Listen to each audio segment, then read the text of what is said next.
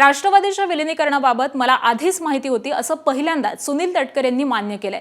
ABP माझाच्या पॉडकास्टमध्ये तटकरेंनी हे जाहीर वक्तव्य केलंय।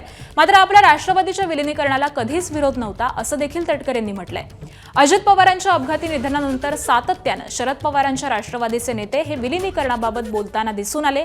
मात्र अजित पवारांच्या राष्ट्रवादीनं सातत्यानं विलिनीकरणाबाबत सावध भूमिका घेतली। आता तटकरेंनी विलिनीकरणाबाबत माहिती असल्याचं पहिल्यांदाच मान्य केलंय।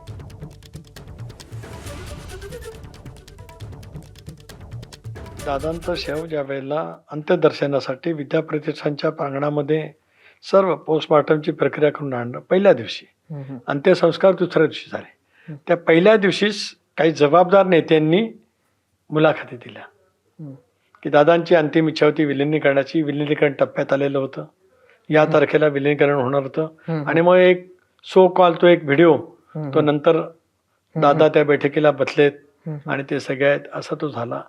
सलग 2 दिवस त्या मुलाखती चालू राहिल्या। आम्ही तर सगळे हादरलेलो होतो मनातून सर्व अर्थाने। म्हणजे पहिला दिवस तसा, दुसरा दिवस अंत्यसंस्काराचा।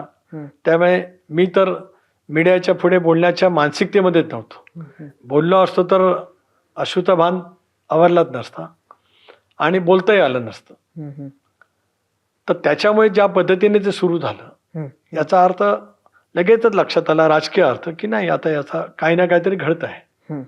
आणि मग त्याच वेळेला म्हणजे काय काय घडतंय, म्हणजे त्याचं राजकीय विश्लेषण तुमचं राजकीय काय? विश्लेषण असं आहे की विलिनीकरणाची चर्चा जाहीर करणं याचा अर्थ की आता दादा गेलेत आणि विलिनीकरण थांबलं तर आता विलिनीकरण नंतर होईल, याचा आता विलिनीकरणाच्या नंतरचं सिनारिओ टोटल बदलतो।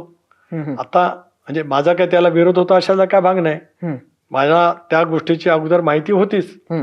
दादाने सांगितली होती, आता कोणी काय म्हणाल मला माहिती होतं की नाही। एबीपी माझा, उघडा डोळे बघा नीट।